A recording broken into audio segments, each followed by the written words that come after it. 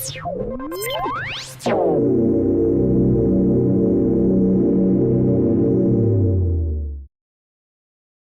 name is Michael Epstein. I'm a Kung Fu instructor, a Sifu, 4th degree black belt. Been doing Tai Chi, Kung Fu, massage for over 30 years. That's that.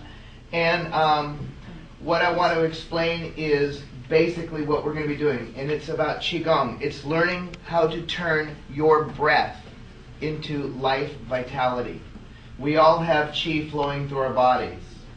But if you learn how to redirect Qi, just like it's educating your body, it's educating your breath, educating your spirit and your blood and your aura, pretty much. Because when Qi is not flowing in the body, what's happening is Qi is flowing all over. When you do Qigong, what it does, it takes linear levels of energy that are separate and intertwines them and brings them along the spine. And then brings it through the crown of your head, down through your arms, down through your legs. It oxygenates the system. It creates health in your body.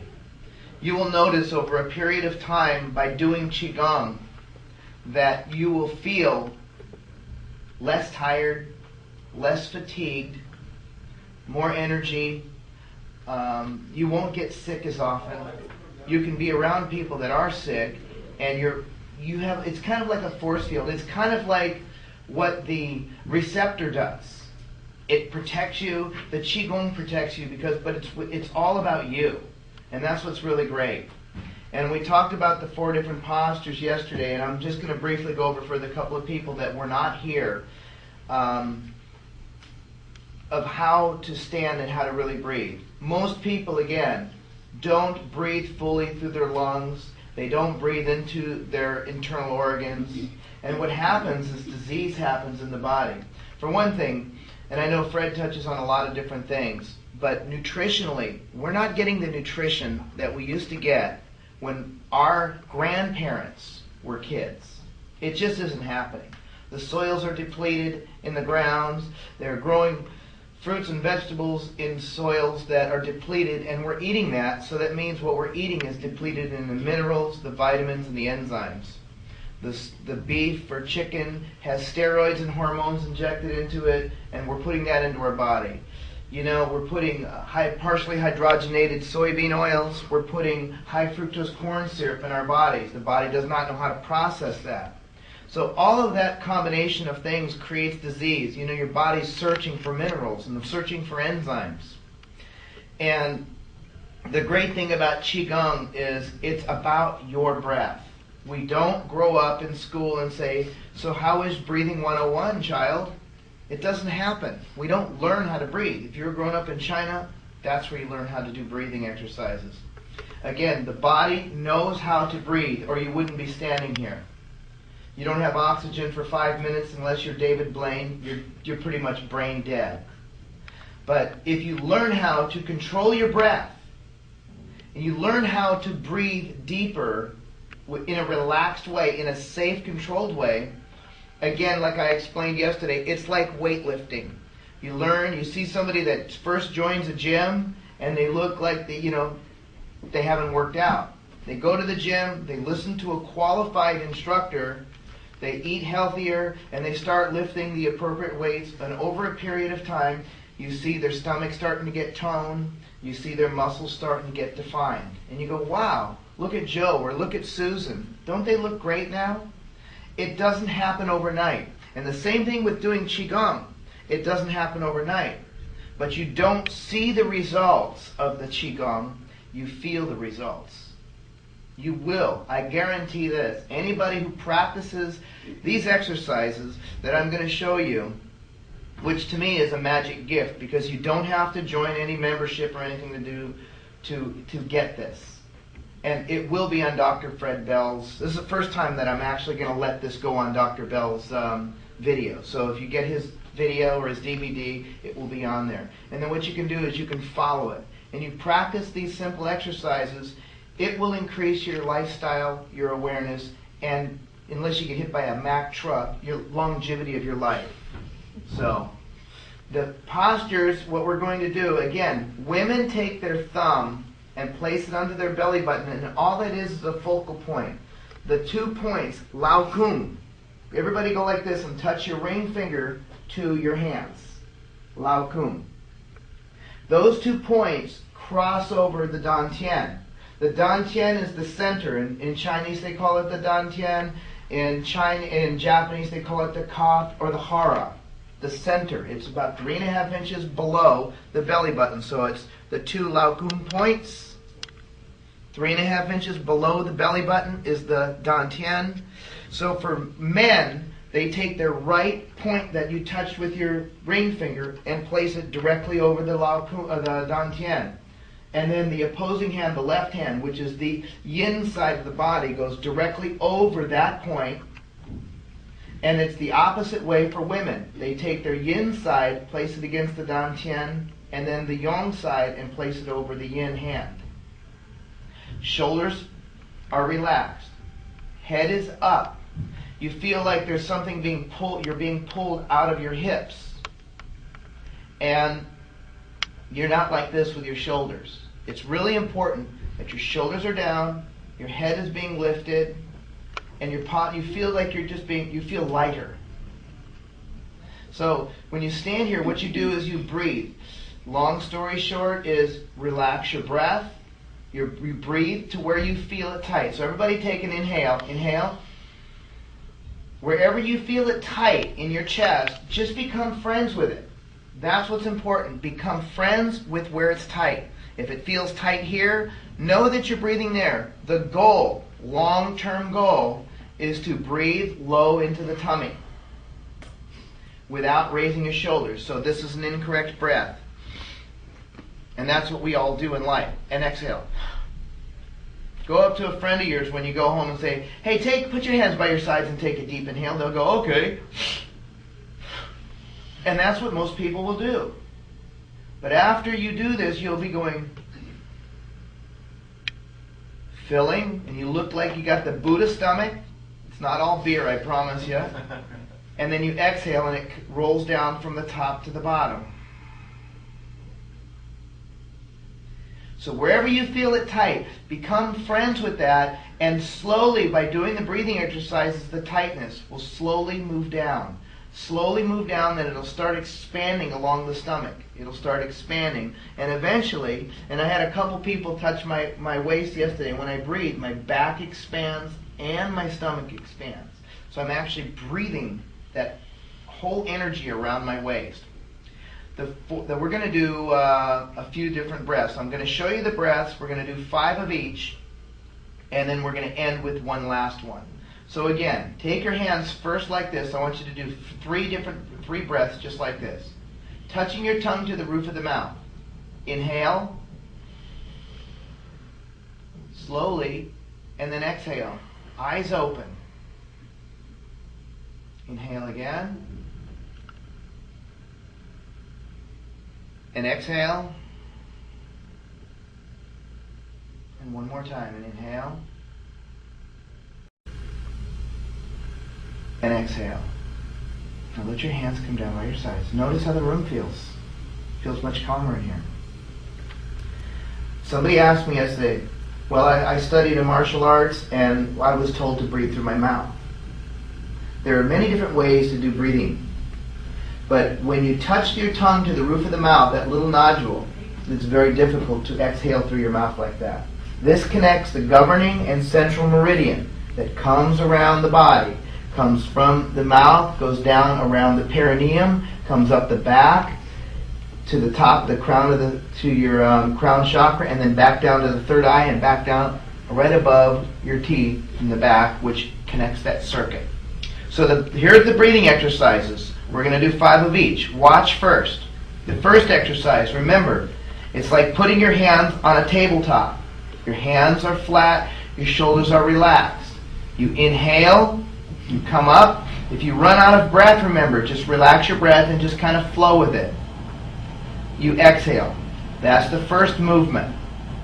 The second movement is coming up. That was fire. This is water. It comes up the same at level. See where my hands are right here?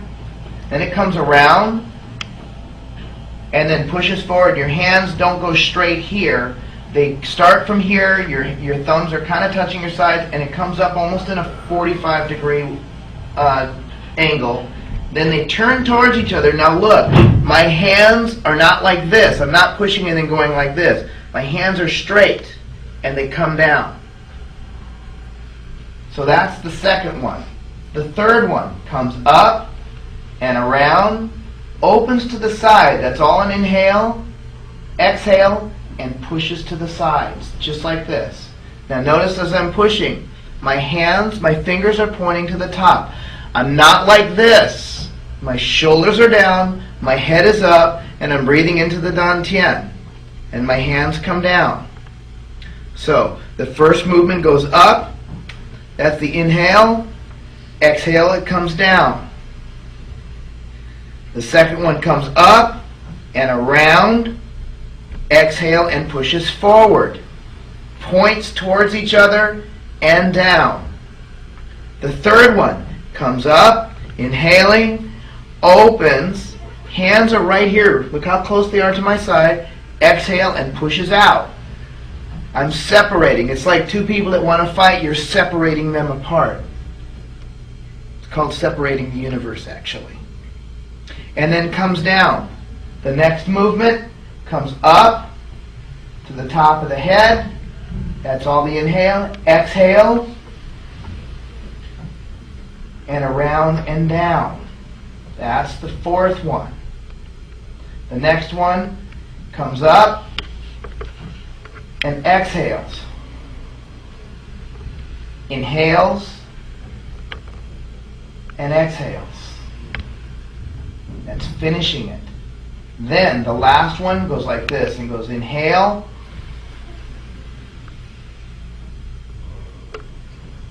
and exhale. So this one is done twice. Comes up and exhales. But the last one, we're going to do it 3 times. This one is going to be done 3 times. So we got that. This comes up and down as 5 times. This comes up and around and down 5 times. This comes up and around to the sides 5 times. This goes up over the head and around 5 times. Then it comes up and down 3 times. And then like this, an opening and coming down 3 times. Then the last one, we stand here, we take a big inhale, we open the legs and go like this. We go like this and sink down in the legs. Inhale like you're lifting up like sand. Open your mouth and go. And that breaks the connection. It's pretty extensive. Okay? So if you feel a little lightheaded, dizziness, then just kind of just let your breath relax. These are very powerful exercises. Not many people know these. Until this thing goes out there.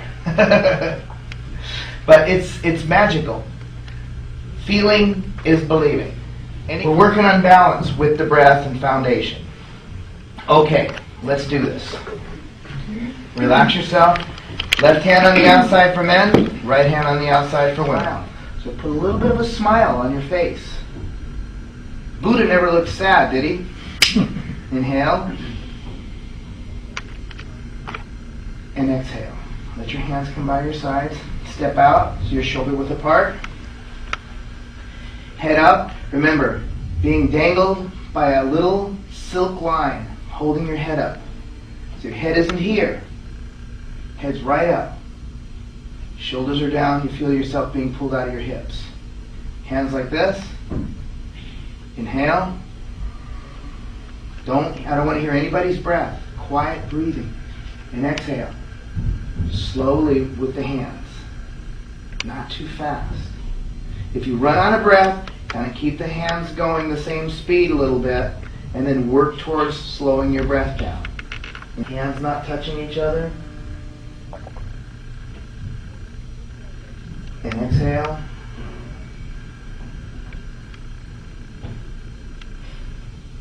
And inhale. And exhale.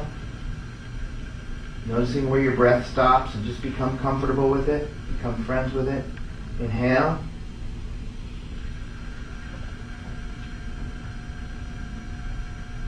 And exhale. And around, breathing into the tummy. And exhale. Pushing, like you're pushing somebody away. See, my fingertips are pointing up towards each other and down. And inhale. And around. And exhale. Pointing towards one another, my arms are out, my shoulders are relaxed and down. And inhale. Around. Hands right by the sides. Keep things gentle and relaxed. And exhale. Towards each other and down. If you run out of breath, it's okay. Just catch up with your breath. Keep it relaxed. And inhale. And around. And exhale. Everything's smooth. It's like Tai Chi. It consistently moves constantly together. And inhale one more time.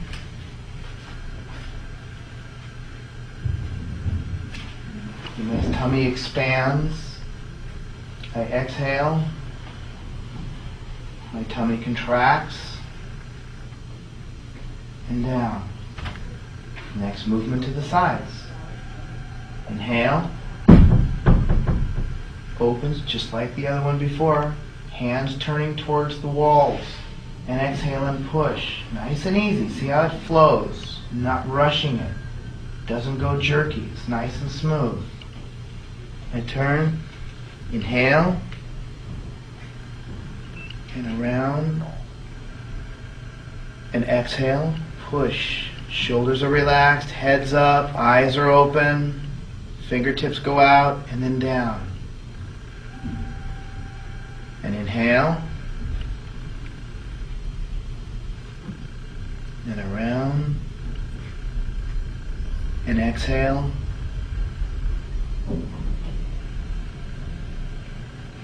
And down. Notice the energy around you. Notice, be sensitive. Feel people's energy. Feel the energy of the receptors and the irradiators. There we go. And exhale. Thank you. And down. One more time. And inhale. And around. And exhale. And down. Everything's relaxed. No forcing of any breath. Over the head. Inhale. Come up. And exhale. And push straight up. Fingers are flat. You're holding a plate up there. And then come around. And inhale. Turn. And exhale. Fingers are pointing towards one another. Thumbs are pushing up. There's the happy Buddha. And around. And inhale again. And exhale. And around. Two more. And inhale. Relaxed breath. Become friends with where it feels tight. And exhale. Tongue touching the roof of the mouth. And around. Notice your surroundings. Notice yourself within. And inhale.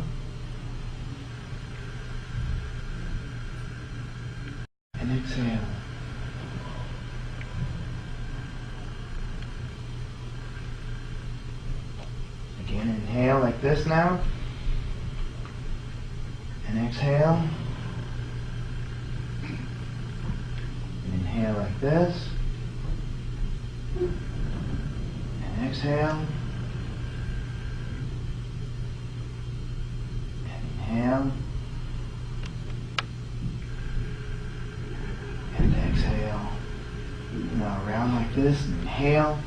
It's gathering all the energy from the universe and grounding yourself. And exhale.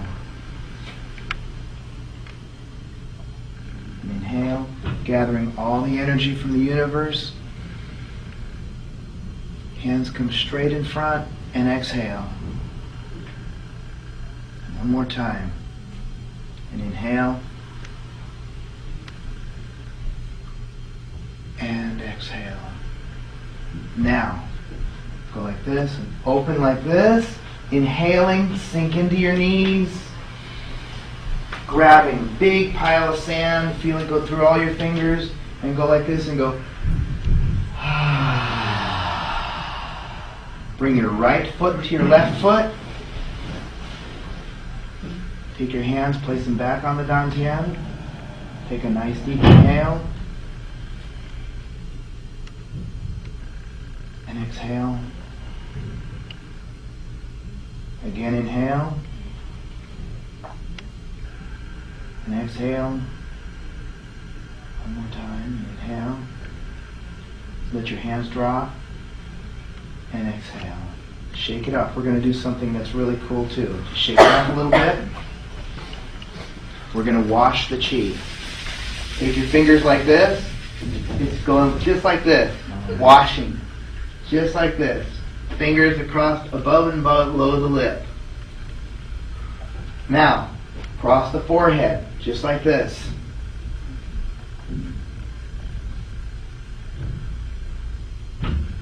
Now, the nose, and you want to breathe in and out wide.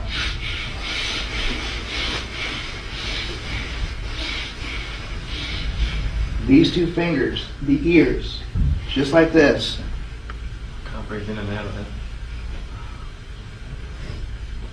Brush the face. I know it may feel a little sweaty, it's okay.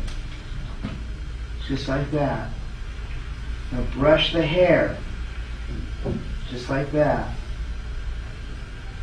Good. Rub the eyes in a circle. Go the other direction. Grab the ears, pinch the ears, squeeze the ears just like this. Moving all that chi. Okay, now take this hand like this, your left hand over the right hand. Go like this, just like this. You're throwing me all your chi, but it's okay. The other arm, 3 times. 1, 2, and 3. Brush. Brush your chest. Shop for all your things on your body. Brush the sides. Now, take this part of your hand over the kidneys and rub just like this. Brush your sides. Come down the legs. Bend gently. Pull down. Rub the bottoms of your feet. And then brush down as you move up. Circle around the knees. And brush again. Again, one more time over the kidneys. Great. Now shake it off. Just move like this. Put your hands out like this. Inhale. And exhale. Turn your right palm up. Right palm up. Turn it back down. Notice the energy. Left palm up.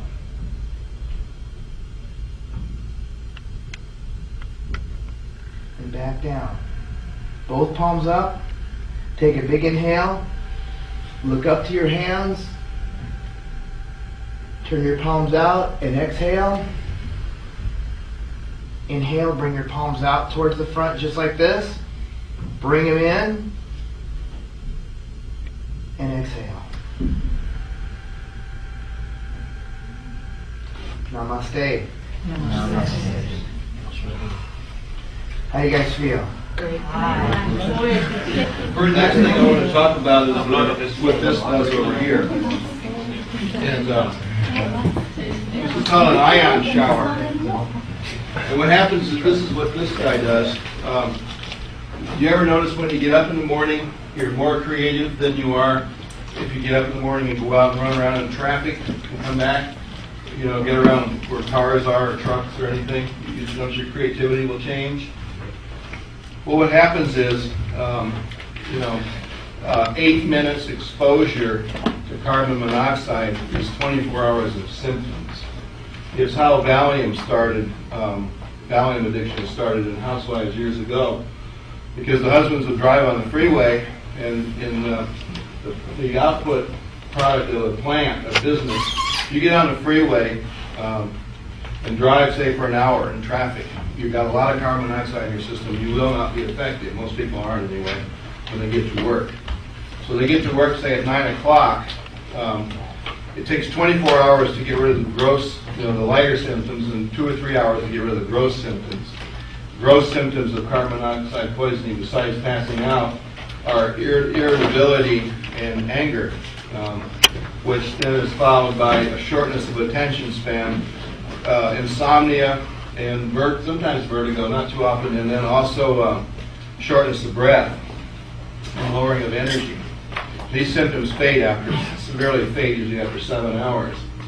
So if you get the average person driving to work on one of these freeways around here, what happens is they get to work, say at 9, they aren't effective till about lunchtime. And so they go to lunch and hopefully they're not driving. If they drive again, they're not going to be effective that day. But if they stay inside their area and have lunch, they'll start becoming effective and probably get the best output around 1:30 in the afternoon until maybe 4. That's the output, the best product output. We did tests with Bank of America and all this to verify. I'm just not making these numbers up. Then they get back in the freeway and they come back home. And so by the time they get home at 6 o'clock, they're full of carbon monoxide. So usually they'll head for the alcohol closet to unwind with a beer, a glass of wine or something. And when this happens, the husband would come home. This is what we found. The housewife is at home all day, so she's not carbon monoxided up. In fear and anticipation of this angry husband that's going to come home 5 days a week, maybe mellow out on the weekend, the housewife went to Valium, and that's how the Valium addiction started. Over a 7-year period, we did studies of the vasopressin output at UCI, and we actually set up models of ionizers and other kinds of devices that I created over there. We did a test. I still have a letter from that whole series of letter of thank you, blah, blah, blah. And at the end of the week, or a period of time over 7 years, the body genetically mutates, and the vasopressin is almost zero, and it's the lysine-arginine component unites with another hormone called guanine, and it causes an anger syndrome that doesn't go away. So then, after 7 years of that, you have shootings on the freeways. The violence is escalated. So what I did to get around this creativity problem was to develop a device that if you went out on the freeway and got severely gassed with carbon monoxide, within 90 seconds we could clear that carbon monoxide poison out of your body and remove all 24 hours of the symptoms, and that's what that ion shower will do. It involves the technology of a pulsed Tesla transformer coming out of that box. It's developed by an aerospace scientist friend of mine. We use that power supply for some interesting applications. So powerful, one application that it found its way into, I told you about the bread factory where we use them in the bread factories. We found another application. I'm not a mediator, but they found that if you took a butchered steer, and you charged it with that and put it in a room of some smoke, that the whole thing would have this aged smoke taste to it. So they got into some strange places. But anyway, the best application was on an antenna system. And that antenna system, realized that antenna system was a solar orb modified, which was making those flowers last so much that lady could buy her son a semi-truck at the end of 1 year of his savings on flowers. Combine it with that power supply and that emitter system, and it produces about 500,000 volts of negative ionization, which shocks your body. It absolutely explodes into your body. And everybody in here tried it so far? Or anybody hasn't tried it? Yeah, you need to try it. You said that right. You like it, don't you? No, I don't. Yeah. I am in the carbon. Yeah. Carbonized. Yeah, and so what happens is with that is you put it in your house where you come in. I mean, there's a lot of places to put it. You put it in your house, and you come home from wherever you've been, and you turn it on for 90 seconds before you go up your stairs or wherever you go in your different rooms. And that's how it works. I usually have one in my house, but it takes a while to get Norm to build those power supplies because they're very complicated. Yeah, it really it supercharges your aura frequencies, which then goes backwards. Normally your brain generates electricity, which is fired across synapses, which generates a harmonic waveform, which is called an aura. With this thing, it looks at the damage. Like if you smoke coke or do cocaine or any of those hard drugs, what that does is it speeds up the synapses so fast, and your heart rate goes up so high that the electrical fields in your aura start short-circuiting, and it creates what they call a hole effect in the aura. One time I used to do addiction. I always do some kind of volunteer work. I always do that. Right now I'm working with a group called High Hopes, and I work with the brain impaired. That's what I do in my spare time, which is not much, but I create spare time for that. But those days, I was working with cocaine babies and grand mal seizures. And I took a 90-day-old baby that was having grand mal seizures and set that system up with a low power output over the crib and treated it for about a week, and it no longer had grand mal seizures. So it cleared out the baby's liver. And that's a hereditary thing, when the mother gives birth and she's under the influence. So we've done some work in hospitals with them, and they're well received there, but I've never had the time. Like I was telling Mike here at lunchtime, I don't have the time to do half the stuff, but to get this stuff out to the right people. Yeah, you guys have to do that right now. Yeah. If you, let's say, have an garage and cars are moved in and out from the showroom. Yeah, you need a bunch of those. Because the people get exposed to that, or employees get exposed to that, or even in the garage by the time people start to exhaust. Yeah, what happens is with those, you don't need to buy a whole bunch of power supplies. Mm-hmm. That power unit will run several of those heads. So you buy the power supply, and we can put these heads on. But how often should people go under the shower, and for how long? We could run them continuously in a garage. You would never turn it off. You turn it on in the morning and run it all day long, and then turn it off at night. It will turn black after a while. You'll have to clean it once a month because all of that pollutants will be deposited on that thing. So you'll have to clean it. You'd be surprised, they'll turn black. He's not calling anymore, now he's appearing on my doorstep. And he has in his hand a PAL, which I have it at home, tape. Different form of NTFC here. So he comes in and he's happy as hell. I said, well, what's going on? He says, here, look at this tape. I said, what happened? He said, what happened was, he had a buddy, he got a Mercedes, not a Mercedes, but a little Porsche Cabriolet. It was coming over to his house in Hamburg. His house was a giant house about the size of this building, or maybe bigger. There was a big yoga healing center. And he had all kinds of healing machines and things from all over the world, including he represented Pyradyne. And so what happened, one of his clients was coming over who just happened to have a video camera, just happened to be in this little convertible, and he was just off the Autobahn in Hamburg, and a flying saucer, I mean literally a flying saucer, came right down alongside this Porsche, and really close. And they got a great video of it. And the guy in the Porsche thought, well, this thing is just going by, this is kind of weird it's here, but it seemed to be following the Porsche, and it wasn't going very fast. And he got off the Autobahn, went up the hill to Warner's house, and the spaceship was already up there hovering over Warner's house. So he videotaped, he called Warner on his cell phone. Warner came out, he had this big glass room on the east end of his house, a big glass, beautiful atrium, glass everything room, because it gets cold in the winter, and plants in it, it looks like this whole thing is plants, but it's in glass. And that's where the fire star is, in one end of it, surrounded by plants, looking out.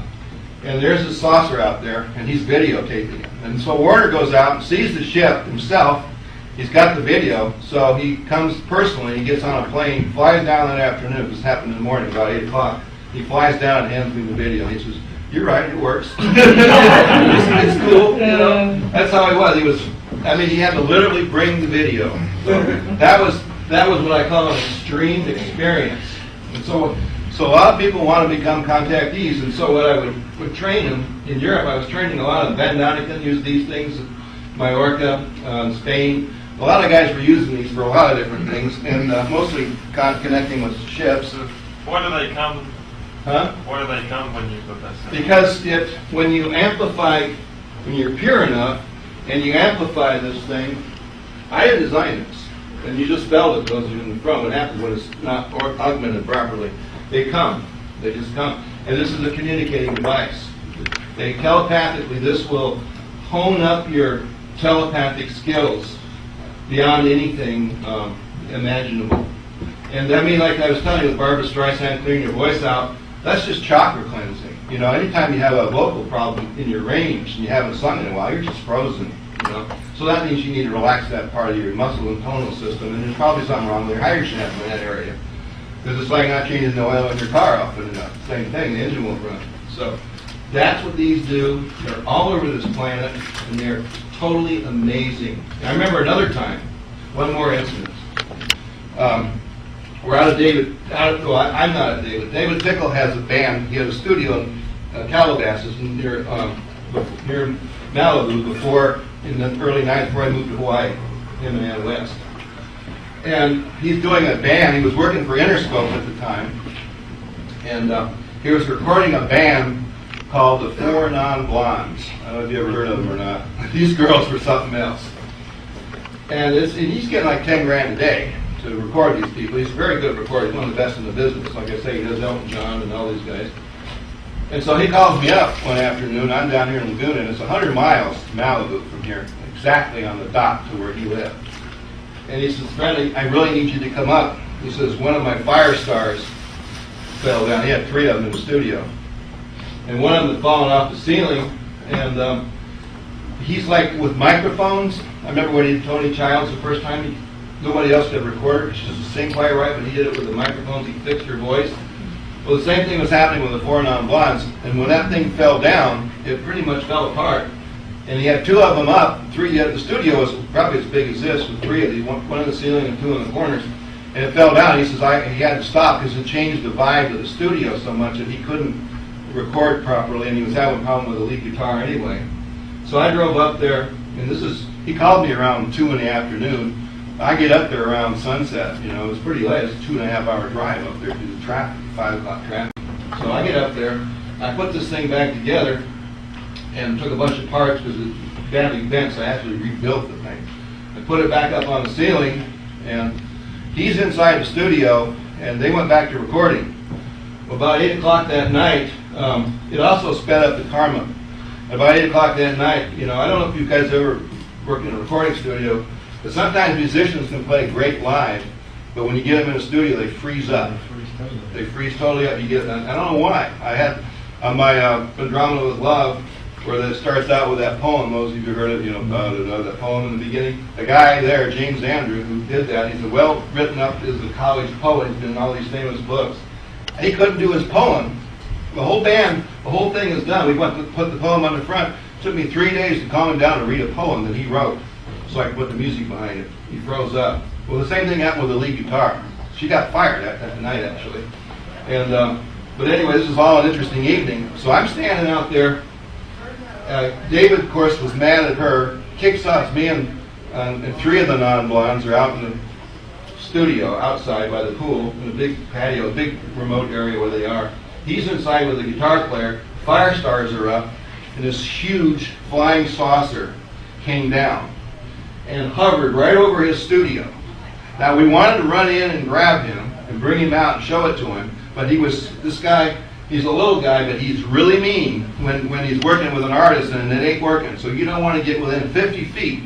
Call up Ann West sometimes, she'll tell you, you don't want to get within 50 feet. I don't care if your house is sinking in the ocean, you leave him alone. He's really uptight when he's recording. So we left him alone, but the other 3 Non-Blondes saw this huge ship come down and hover over the studio for almost 2 minutes. and take off. And so that was a pretty interesting experience, right over his studio. And then he came out later, about 11 o'clock, and we told him the story. He was kind of disappointed that he'd seen the thing, but he has seen so many ships anyway, it didn't matter. As a matter of fact, when he was over in Stonehenge in the mid-'80s, he was filming, he was at Stonehenge, and he was filming a saucer, because he was also did some film production, great video guy, filming a spaceship, splitting and things coming out of it. When we got that the video back, I had an editing studio in my house for video at that time. It's just a recording studio now. And we were editing, and while we were editing, the guy that was this guy named Bob Schott, who was one of my editors, noticed he started slowing the frames down to look at this phenomenon of the spaceship that David recorded over at Stonehenge. And all of a sudden, Bob notices that when we got it down to the frame, 160 frames a second, that there was this white light right in front of David on the ground, this white buzzing thing, and it was pushing down the grass, making a crop circle right around David while he's filming the spaceship. And that, we took that over to Colin Andrews, sent that over to him, and that became it's common now, but that became the benchmark of how they were actually able to today film some crop circles while they make them. So that was another David Tickle first. Flying saucers send out these white balls. Yeah, little white things. And the English, David's from Guildford, England, and the English call them amber gambers, is what they call the ships. So he was filming what he thought was a big amber gamber, which was on the video, but he didn't realize right in front of him there was a crop circle being made. He was off, not right in the Stonehenge, but off the edge somewhere. And when he got done, there was a crop circle there. He didn't notice it because the grass is high, and some of it came down around him. And, so that became a standard. What kind of extraterrestrials are attracted to this? We've had good luck with Pleiadians and very good luck with Andromedans. Those two are Greys hate this energy, just so you know. Yeah. Well, that's why I told you the Gray came out of my truck when I had that thing set up. And the Gray went away. They hate that energy. They hate this energy. It only works for friendly extraterrestrials. Oh, so it'd be safe to put one of those up if I moved to New Mexico? Oh yeah. Well, that's where all that started up there with one of those. Yeah, these work good in New Mexico. But the Firestar would be okay. Oh yeah, you'd have a blast with it, but you would get visitations. I've never seen anybody that didn't and wanted them. If you don't want them, you're liable to get them anyway. And David never wanted any in his studio, but he got that ship that night. But he had plenty anyway. And he's kind of a gifted guy. He's kind of a smart ass, but I've known him all his life since he was a kid, and he's a great producer. One time we were up at Aspen. We had turned the whole town on, and like I said, the ships had come in, and half the town had seen them, and I got it hanging on a wall. When you come up, I can show you with a Polaroid camera, 4 ships in one frame from our house that was up by Pyramid Peak. Well, on the road at Pyramid Peak where we lived, at the end down there in Aspen, the road is a ranch, and you can rent the snowmobiles there, go riding in those things. Well, because he's a celebrity, and I was pretty popular at that time too, because I was on the radio all the time. I used to do big, Petke Auditorium is the downtown Aspen auditorium. It holds 800. I did a UFO thing in there one night with Lawrence Kennedy, and we had 2,500 people show up. We had to turn away. The fire department came, and they let 1,640 in. And we were double the capacity, and they let that many in, but 400 or 500 got turned away. That's kind of how popular we were there. So anyhow, with that kind of popularity, we could just about ask for anything in the town and get it. So we went over to do snowmobiling, and they gave us these 100 and some odd mile-an-hour Yamahas with the big motors, not these little 30-mile-an-hour things the tourists get. So then a guy comes along and takes us up the mountain. We're already at 9,000 feet at Bluebells and Pyramid Peak, so we go up the mountain that looks over the town. So we get up around 10,000, 12,000 feet. Well, we're up there, and David had his video camera with him, as he always did. And David is not a bike rider or snowmobile rider, but he gets a little wild on the damn thing. And so I'm cruising along, about 40 miles an hour across the top of this mountain, as he always did. And David is not a bike rider, snowmobile rider, but he gets a little wild on the damn thing. And so I cruised along, about 40 miles an hour across the top of this mountain, and David decides to go 80, and he took off, and that wasn't good, because what happens is that when you're on a mountain top, it comes to an end, and you have to turn around and go back, okay, basically. Well, David was doing about 70 miles an hour, and he came to the end, and he couldn't stop. There was no place to go but over the cliff, which is several thousand feet down, which he did. But luckily, there was a pine tree, a great big old pine tree, growing off the top of this mountain, sort of like... Oh, I did a first blood. Yeah, here's the top of the mountain, kind of going like this, and it goes down like 5,000. Here's this big old pine tree about here, with the top of it right about here, and this is about a 150-foot tall pine tree.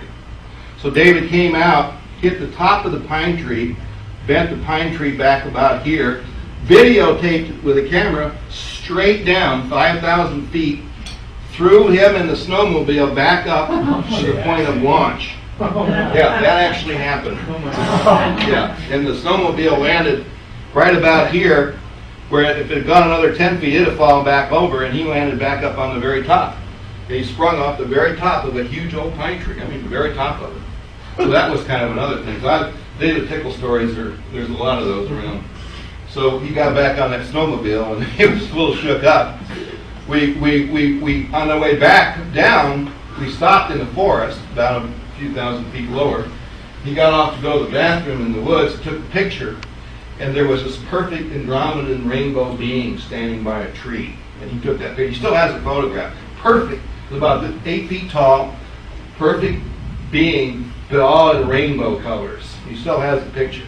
Sometime call in Ann West show and ask if David still ask her about the story. She knows the story.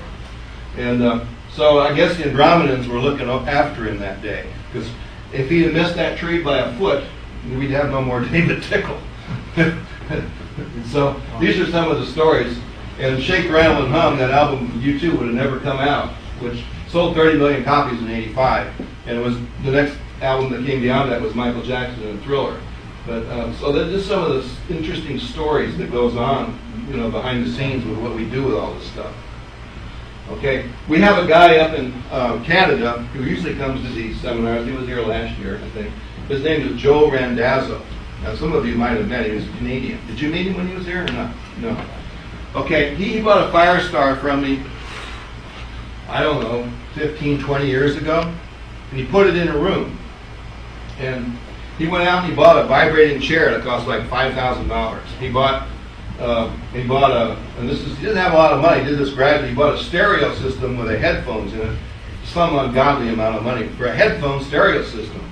And he sits in this chair, listens to this way out music, and started putting lasers more and more and more on this thing. He's got a room that's just for this with no windows, and the door is black. And so when you go in there, you're in a dark, 100% light tight room. He's got 20-some lasers, a master crystal lit up on the floor, a great big one. He's got about 30 lasers, a Firestar, and an ion source like that. And let me tell you something. With 30 lasers on here and the master crystal below and the ion shower over you, you go on a hell of a trip. I brought people all the way from Germany and put them up there. He'll take people in, and if you make an appointment, he'll give you a ride in this chair in front of the Firestar. Just show you what a Firestar is. Yeah, the guy spent a lot of money each year. Now I think he's added projectors. He's got holographic. I think last year I sold him some projectors when he came down, so he added those to it. But the whole system is built around one of these things. Where in Canada? He's up in Vancouver. Yeah. Joe Randazzo. We have his phone number here. I can give it to you. You don't mind. He's my distributor up there. Yeah, he loves that Firestar. He's got an old clunker. They aren't as pretty and streamlined as this, but he likes his, As we got making them more over the years, we made them better and better, but his is just fine, The next thing that you need to know about, I think, a lot of people, you ever go to a hotel room, those of you that travel a lot, and the vibe just sucks? Yeah. That's why we developed this system over here. This system over here, you don't really have to tune it to your chakras because it's not a communicator like this. but it's like a miniature version of that plus some other stuff. And so it has, see a little laser sitting down here? It has a little laser that comes with it. Set it up in your hotel room. You hook that little star orb up, hang it in the corner somewhere, or ground it, stick it in a plug and set it on the bench. And you can take a hotel room or any room where you normally don't have anything, and that takes you to another world. So that's a little portable job, you know. That's called the microstar. And these are very popular. And it comes in a case so you can just throw it on the airplane. You don't have to pack it or anything. It's a case that the FBI uses for carrying weapons in. So you can lock it up and it's bulletproof. And Carl brought his with him. Huh? Carl brought his with him. He's got his in his hotel. Does he? Yeah. Cool. Yeah, so I mean, once you travel, and I hate, this really brings vibe, but you don't have to have it, you can have it at home. If you don't have room for one of these big ones, put a little one in, you know. So we have, that's another thing that's really cool that we Okay, now the next thing I want to talk about is sanctifying in haunted houses, okay? When you are in a room, your body gives off amino acids, okay? And when your body gives off amino acids over a period of years, and you sanctify or bring the room up where all these amino acids are, it allows an entity to clothe itself by pulling off by vibration out of the wood or wherever the room is made out of. Wood is preferable, and solidify that, and it's called ectoplasm, okay? So ectoplasm is always gas that's emitted from amino acid discharge from human beings. Okay? And then what happens is, depending on the energy or the entity that you're playing with, it can solidify itself into something that you can see. You know, it reflects light on the third dimension. And we have a device that is designed to do that. It's called a champagne reflector. I didn't put it up here. You'll see it at the house tonight. And the champagne reflector is a device that hangs on the ceiling. And what it does is it dispels illusion. Did I ever tell you the story of how I met the Liara, the Andromedans, and the attitude that I had? Well, I'll tell you the story. I was 21 years with this contact woman, and it was a physical contact, not just somewhere out in the sky. It's here. And when in 81, like I say, 19 of my friends got to see her ship at very close range 3 times do maneuvers. So in 89, when she told me that she was leaving, and I was not too happy about it, she left. And she said this Liara person would come from Andromeda. Well, I wasn't real happy about it. So in November of 89, I think it was October, November of 89, I had this voice inside of my head up there in this park. And when you come up tonight, you're going to go by a park. I can actually give you a map of some of you tomorrow. You might want to go to some of the sites where I've done this contact stuff. You can go there on your own. I can show you where they are.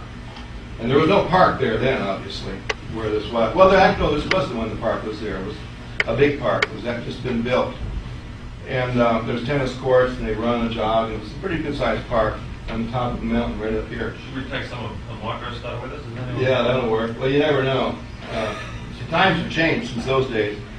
El Toro was over there. It was just a whole other world here at the lagoon in those days. But so I get this voice. Now with Semyasi's, if I didn't see her, it was a sexual feeling, and then the hair rising, and then a voice next to my thoughts. Like you think there's a voice. You think, you talk to the voice. You know, it's real simple. That's how it works. And there's always a feeling. Well, when Liara came along, it was the voice. And there wasn't much of a feeling, but it was definitely a very loud voice. The hell, I didn't like it because there wasn't any feeling. But they're different. They're not like Pleiadians. They're not so much humanoids. They're higher frequency. So she starts talking to me and explaining to me that she'd be working with me, with the Andromedans. And I really didn't care to work with anybody at this point. It's not been easy being a contactee. It was a lot of fun. But if you ever become one for a long period of time, your values change. And once you have those values, this planet becomes boring. Yeah. Let me tell you right now, it becomes a very boring place. Nothing excites you after that like it did in the beginning, because you've done it. But now you want to go out there in space. You know, that's different. So anyhow, and I was very frustrated anyway because it was very hard. There's only Billy Meyer had seen her, and I'd seen her, and maybe a couple of other people had seen her physically. And of course, Billy Meyer claimed he was the only one, and because he claimed that in '81, he got cut off completely. Billy Meyer put a band of hitmen together, and they were a bunch of thugs. They came to one of my seminars. Him and his wife Penelope at the time came to my seminar in Zurich, and physically got thrown out by the locals because they didn't like their vibe. They came to disrupt it, ask stupid questions. So the local people just tossed them right out the door. Why? And the 6 thugs that he brought. That's not quite how Pleiadians work. And so, so anyway, he got cut off, and so I became the last one, I guess. And so anyway, Liara's in my head, and I was mad anyway because Sumyasi would never make herself apparent. Ships would come, obvious things, she was there, but nobody got to see her. That's just the way they are, you know, just me, and that was kind of didn't like that, you know. And a couple times she was almost seen, but never, you know, never quite. And so anyway, I figured, well, here we go again, this aloof crap, you know, more contact, aloof crap. And she had told me that the Andromedans were here for divine intervention. And so, so Liara is talking to me, and I mean, literally, I could get pretty rude, and I was pretty much rude. I was really like, go screw off. That's where I really was not going to do this anymore. I wanted my life back. So anyway, I'm on top of the mountain, and we're up on this hill, and get up there. As you can see for quite a ways, the hill is along here, goes down like that, and the park is over in here, and the tennis courts are over here. And there's another hill over behind it. It's almost the same level. And one night the aurora came through there, 600 feet long, and there's pictures of it in my book, Another Story. So anyway, I said to Liara, I suppose you guys are more aloof people. I have no idea what your divine intervention can be. If it's like the Pleiadians, don't even bother me with your plan. And she says, no, we're not like that. And I says, what do you mean? She says, look. I says, okay. So I look over in the sky, you know, in that direction, right above, we almost be above where we are now, because I just live right up on top of this place. And there's great big fluorescent colored square forms about 300 feet across, you know. So I look at the square in the sky. That was real impressive, you know. Didn't really care. And then another one, and then another one, and another one, and another one. And these squares kept appearing in the sky like this, in both directions. And what happened was, this is about a mile worth of squares, and then I could see the reflection, nothing here, nothing at all, the blue sky, almost towards the end of the day, but very clear. I could see the reflection of this thing that looked like this huge ship, looked like that, and then all these squares, you know, there's many rows of them. I think there was, I forget how many it was. And you could see the glow of the hull of the ship that she was in, obviously, with all these little squares. Now, what the squares represent, I have no idea. I didn't care. And literally, yeah, that's deadly. So anyhow, I said, well, that's really cool. There's a big mothership here. You know, that's wonderful. Now, what else do you want to do? That's just how I was. I said, I'd just like to plead this. I bet I'm the only one that can see this too, right? She says, why don't you look around? So I looked around, and the people are jogging, you know. They're not jogging anymore. They're pointing up at this thing. People are playing tennis. It's a very intense sport. You normally don't lose folks. All tennis games stop. So the whole park is pointing up at this huge ship, and it doesn't go anywhere for about a half an hour. It just stayed there. Yeah. So she says, we are not easily intimidated. And then she left, just like that. Boom, just cut me right off. That was kind of cool. Yeah, that was kind of cool. And so later on, another day comes, and you know, a few months go by, and she says, now we're going to start taking pictures. Well, I don't want to take it. I already took pictures. So she says, bring your camera. And I had this black Corvette that recently got stolen and recovered, which is in the pictures on the PBS website.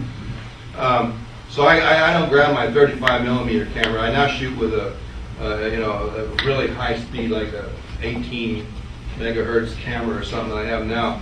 I mean, 18 gigabyte. Right, well, it's really high end, but then I was shooting with a really good 35 millimeter camera. But no, what I did is I took Polaroid. Seriously, I said, I'll take a Polaroid, screw it. I'm not going to go get all my 35 millimeter stuff. They want to show me something that'll be on a Polaroid film. So she said, go up to Newport Center Drive. So I drove up to Newport Center Drive, which was almost a dirt road then. It's over here. And when you get to my house, you'll see the antennas. And she said, go to the government site there. So I went to the government site. I parked the car. She says, wait, get your camera out. And I had the Polaroid now, right? That's right. So what happened was, the sun is shining over there. So I take a picture. Here's the windshield. Nothing there. And then, and coming right out of the sun comes this huge disc. I don't know how big it was. And so I take a picture with a Polaroid in the corner. You can see the edge of it. And then I did Polaroid again. And now you can see the ship clearly in the center. And then over there is the sun. And then it was gone. And that was a little photo session that we had up there. And that was the most interesting part of it was, is I went up there a week later to go back and see what was going on at the base, and there you couldn't get in anymore. There was a big sign up, no bikers, no this, no that. It was like Area 51. This is on Newport Center Drive over here. And so they made it where you basically be arrested to go where I took these pictures, which I thought was kind of interesting. And those pictures are posted on the PBS radio too. So that was another one. Then she had me go down to El Morro Bay. El Morro Bay, now I took the 35 millimeter. And she had me come down there one night, and El Morro Bay is when you go north of Laguna, just before you leave town, there's a school. There's a road there that goes up into a state park where the Algonquin Indians were 1,000 years ago. And that's an interesting road anyway, because that got cordoned off by the government, because when the University of California, Irvine archaeology department was digging out the Algonquin Indians that lived here locally for 20,000 years, they found artifacts indicating they had extraterrestrial contact. So what happened then was that the University of California, Irvine got taken over by that dig, got overseen by the NSA, and they kicked everybody out. And now you can't go up there anymore. This is another. But anyhow, I'm up there in that area, and she brought the ship in at sunset and took a shot. It was a dirty, kind of a dirty sky, and there's a picture of the ship in the sky, and then she brought it up. It has a big high dome on it. I got a nice shot up there, and some other shots. So 2 of those are on the website, 2 of those 2 shots. So those were 2 more shots of an Andromedan ship. So then after that, I had a lot of other little escapades and pictures. And there was one day, some Pleiadian things were out in front of my yard, and I took a picture of them right in the front yard. They're on the website. You see this tree. There's 3 little like photo camera ships hovering. They're lit up at night. Another time, there's one I'm taking a picture of it, and it did this dip, and it made a big smear across the side of the car as this little thing zipped by. Another time down at Newport Beach, same thing happened. I took pictures of those. So we had a real photo out there for a couple of years. Now I don't do it so much anymore. Been there, done that too. I just do the hardware. There'll come a time when they'll be here and they'll be doing their intervening, however they're going to do it, and I'll just wait. I mean, I've been doing this now since I was 6 years old. I've had enough. I just want to concentrate on the healing aspects and what I'm supposed to do here. And other people can become contactees. I have no interest in it whatsoever. It's just a big side effect. I've been there. I've been on the ships. I never went anywhere. I hovered in them. I got to fly one time a few feet. That was great, So yeah, that was a Pleiadian ship. I did a little bit of this stuff here and there, and don't care to do it anymore. So I don't have contacts much anymore, and I don't see them much anymore. Every once in a while, I'll be with somebody and we'll have a great sighting, and I don't care. It's just the way it is. But if you've never been a contactee and you want to become one, I remember the driving desire in the early 70s that I had, because it never happened to me before. And I had a teacher who taught me how it went. His name was George Van Tassel, and he was a good friend of Dan Fry. And Dan Fry and George Van Tassel were my original teachers, and they were great contactees out of the 40s. And I used to go out to Giant Rock Airport in the California desert and go to all the conventions. I was a pilot. I used to fly my plane in out there and land, and with like the elite guys would come to the UFO convention in an airplane. Then I'd get my radio control plane out and fly it around the place. We had some great times back in the very, very early 60s for Van Tassel. He built this big Integratron. I helped design it. It was really cool. It was a lot of fun. But I went through that. I mean, my God, I've done that for 40-some years. That's enough. You know, it's time to, you know, in the process, I raised 3 kids, and I'm back. I've gone to another level in my life now. It's time to get the word out, train you guys, hand this helm over to you like they, you know, Fry and Van Tassel did to me. You know, so some of you will get to do this. What I did, I have no interest, but I'll train you. So if I can, sometimes I'm not worth a damn that either. So those are some of the things that we make. Now I want to see if I got a picture. Any questions on what we're covering so far? Oh, here's what I want to show you. But yeah, go ahead before I show you. I was just going to ask you, did they ever tell you the meaning of the crop circles? Yeah, the Andromedans were one of the first ones to do crop circles. And in my book, Death of Ignorance, which came out in 1979, before crop circles were very popular, 79. I wrote the book here in the mid-70s, co-authored with Semyasi, who wouldn't give me her name until 79. She gave me her name.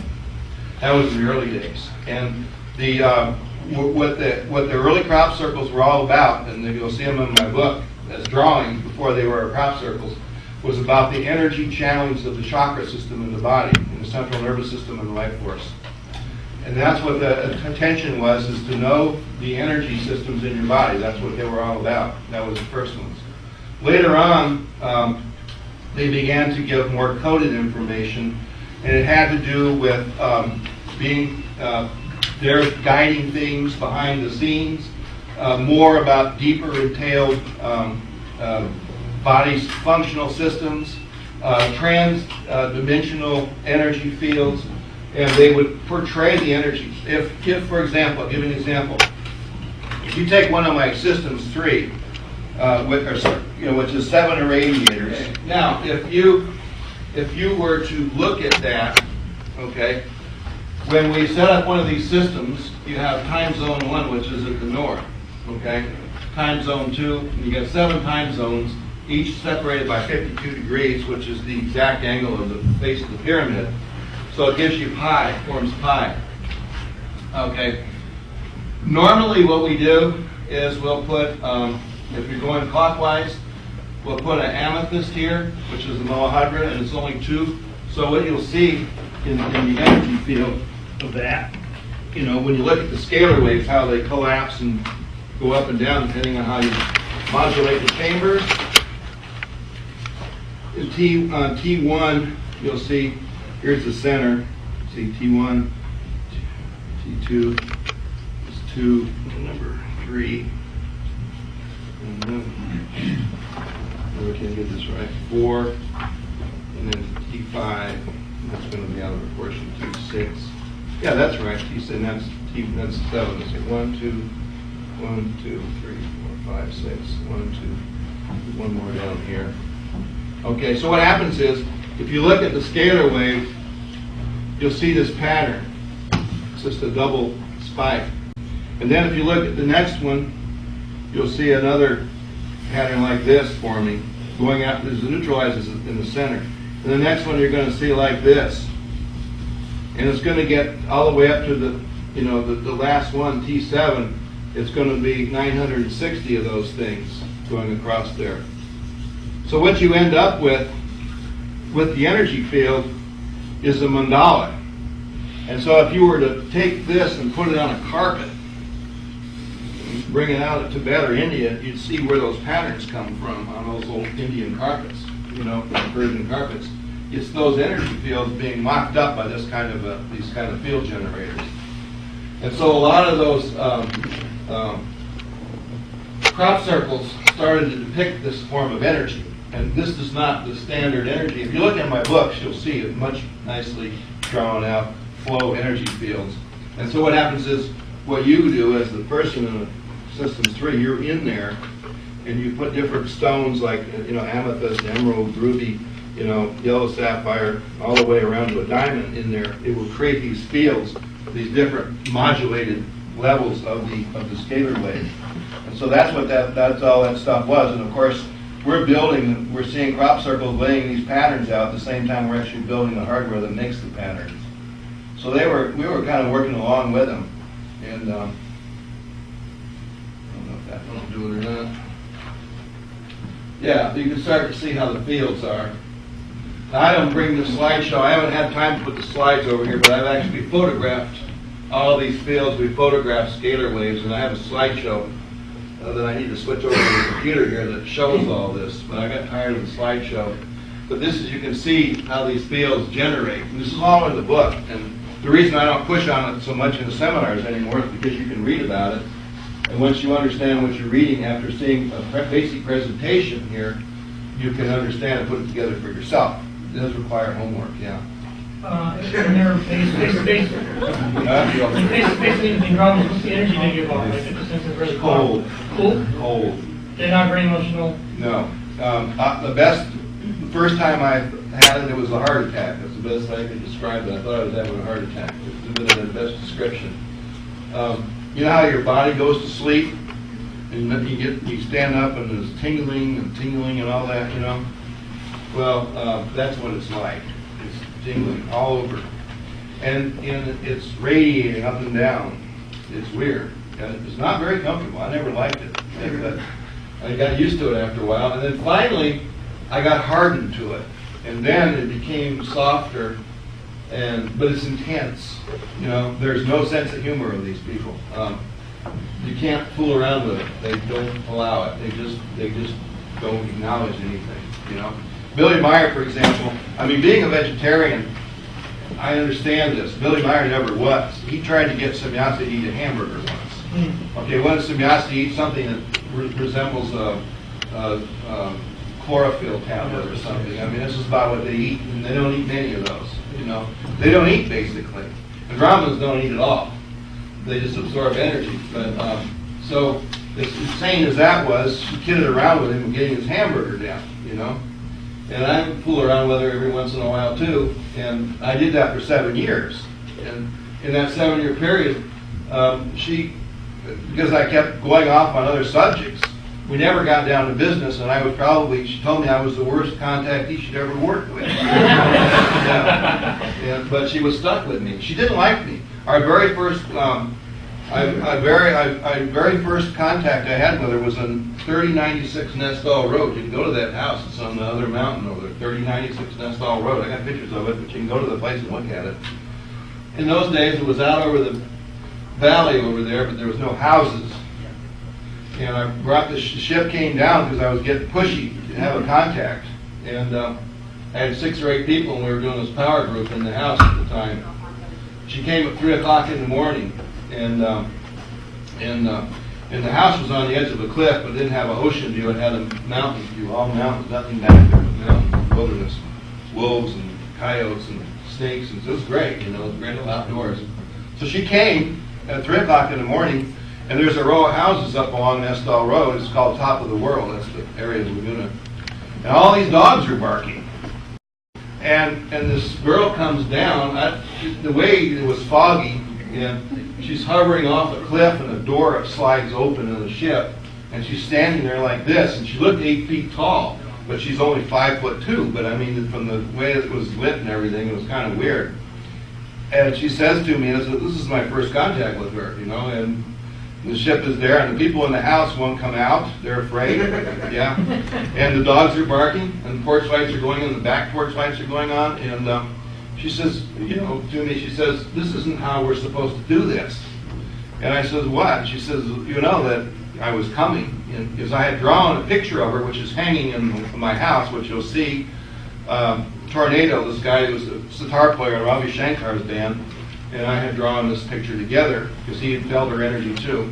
And he was a rock star in those days. He wrote a song called "Don't Bogart the Joint." My friend. Yeah, that was my friend. And he's almost an Indian. He's American, but he looks like an Indian. You know, very Indian, kind of like you look. You know, like you're from India, right? That look.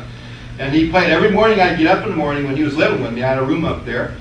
and the sitar would be playing. He'd be playing the sitar, and the incense would be burning. So I'd get up in the morning, and I'd hear the sitar. We'd get up about 6, and I was a young guy in this beautiful house. It was mine, and music playing. We had a hell of an environment going on. Didn't have to work, sold a company, retired, young guy, retired, living the life, and working to become a contactee. And so she come that night, and she says, look at the dogs. I says, what do you mean? She says, they're all barking. Yeah, I see that. Well, you're disturbing. Pleiadians don't disturb people. You know, you just made a mess here, you know. And she went on and on, you know, see, you know, this isn't much fun. And she says, don't try this again. I mean, he's putting this power group, visualizing this thing that is drawing and trying to bring her in. She says, don't do this anymore. We'll come to you in the right time. And she says, do not play around being a contactee. We'll come to you. And she basically shut the door, slammed the door on the spaceship, I don't know what you call it, and took off, you know. But then all my friends came out, and they knew something happened, and she said, the other thing, she said, I remember this, she says, because this one guy, his name was Sandy Bernstein, he's in my book, The Promise, so if you've read The Promise, we're going to reprint that. He's Dr. somebody in the book. And he was a Tibetan, in a Jewish body, but he was a Tibetan, and he had a house up in Hollywood, and he was a psychologist, and all the big stars, like the Tom Cruises of the time, and all the people, you know, that were into the Tibetan mysticism came to Dr. Bernstein because he'd been to Tibet and he had a house like that, you know. And he was my trainer, you know, and also in that Tibetan mysticism. Wasn't Tibetan born, but I had plenty of those that were born there that worked with me. But he was there; he wouldn't even come out. And so she says, "See, all your friends won't come out." Nope. And she says, "Dogs are all barking." Yep. Bye. You know, just don't do this anymore. It wasn't very nice. And we didn't get along too well for quite a while. But she started coming more and more and making contact. And I was just being a smart jerk and not getting what the message was and thinking I was something special, which I wasn't. And so it took 7 years to get calmed down, where I really had it down and really started. And then this stuff started coming. And by the way, when that happened, there was no Pyradyne. I wasn't wearing a pyramid. This is 1971, 1972. There was no Pyradyne, none of that. It all came later. She came first. This stuff came later. It was 7 years of her work, and then 77, she came and gave me the first thing, which was the orb. That. I had already figured out the pyramid. We were making them. She gave me the orb, and then she came and she gave me the star orb, which is here. She gave me this. And then she gave me, I don't know what came next. Something came along. It was just progressive stuff, you know. When she gave those to you, I mean, like, those aren't original pieces. Those aren't the original she gave you. Did she make it like that? Because when you she gave me a drawing, you know, a visual drawing, how it went, and explained. That came in 81. That was the year that came along with her and her ship in the whole deal where I brought 19 people out in the motorhome and the demonstrations. That came with her and a ship and a big presentation. That was in 1981. And then the other stuff just kept coming. The receptor also came in 81, earlier. The original receptor, she gave me a design for it. We built those. We were up in Century City at the time. Pyradyne for a little while was located in Century City in those days. And she gave me a design of a different bridge and a little bit different design. And we built 3 of them, and then she took them away. And I said, why are you taking them? And she said, because you got to do them on your own now. So then we had to go and do them on our own. And I had to completely remember what they looked like. I had this guy who was called a pantographer, and he pantographed the original ones, and she took them. So then we had to get somebody else to make castings and all that. So we had two original ones, and they were both removed. They're in the book. They were a little bit interesting, but they would have been a bit expensive because the bridges were rather intricate on them. They were beautiful, but they were fragile. And I don't know, she just took them. They disappeared. 2 of them. I had one of my other friends had one. One morning we got up and they were gone. They were completely gone. I always put them in the same place. And she says, no, we took them back. You got to make some new ones now with your own idea of how this should go. And that's what we had to do. We had to redesign it. Basically the same thing. So that's kind of how that went. If you think that you see a triangle in there, a white triangle, then you have some programming going on in your brain. The only thing that's there is that line, and these are like Pac-Man. There is no triangle there. It's an illusion. Okay. And that's the kind of programming that you get from computer screens, and it comes from scanning lines, reading signs the way they are along roads, advertisements on television. It programs your consciousness to see a triangle there. We have a deprogramming device for that, and that's called a champagne reflector. And that's what I started to talk about before we kind of got off the subject. And that goes in the highest part of your house, and we use a red laser with it, and a green laser. And what happens is, at the end of the day, when the sun goes down, the red laser comes on, it shoots across the room and lights up this device, which then sends an energy down into the room. And then in the morning when the sun comes up, then that machine shuts down. And it's a real interesting device, the champagne reflector. It's probably the highest frequency hanging around device that we have. First, I'll show you this energy here. Well, actually, that is it. Okay. This is in the living room at the house. This is a ectoplasm discharge from a mirror ball being hit with a quarter-watt laser, which will be on tonight. And as you see, I can blow this up a little bit. That's a master crystal turning into white light. It's pretty intense in there. And you'll see, this is the scene you get when you go, how many of you ever looked at the cameras, the live camera at VBS radio, look in the living room?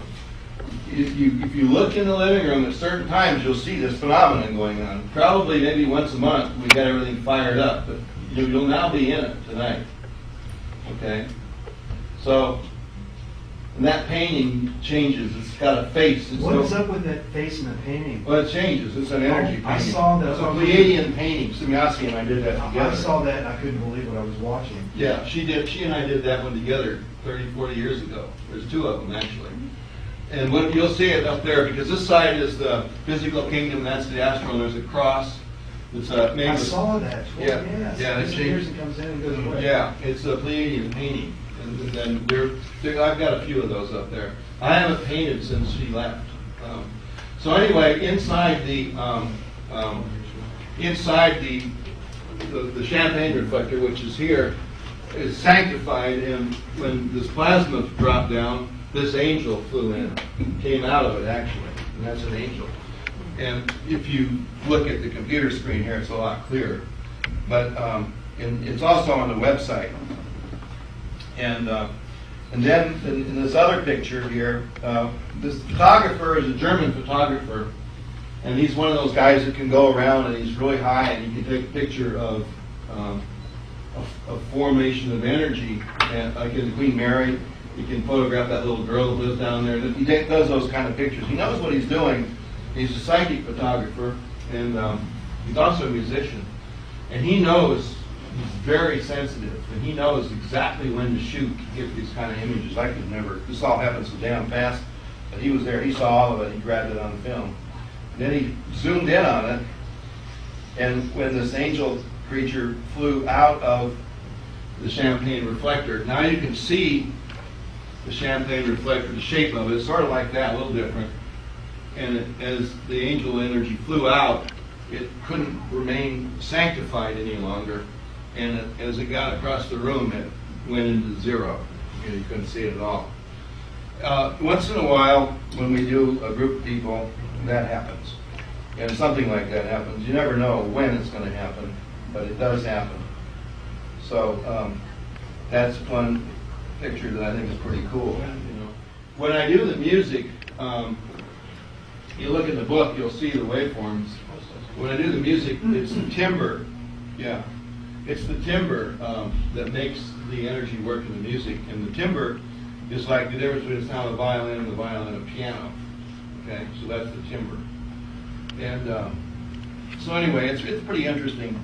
I might be able to demonstrate some of that, but you no way would fit in my studio. I might get a couple of you down in there and resonate up through the house before we get the thing going to show you what the sounds are, because you go right out of your body instantly when you hear the sounds that the D50 that I use, it's a linear synthesizer, developed by Roland.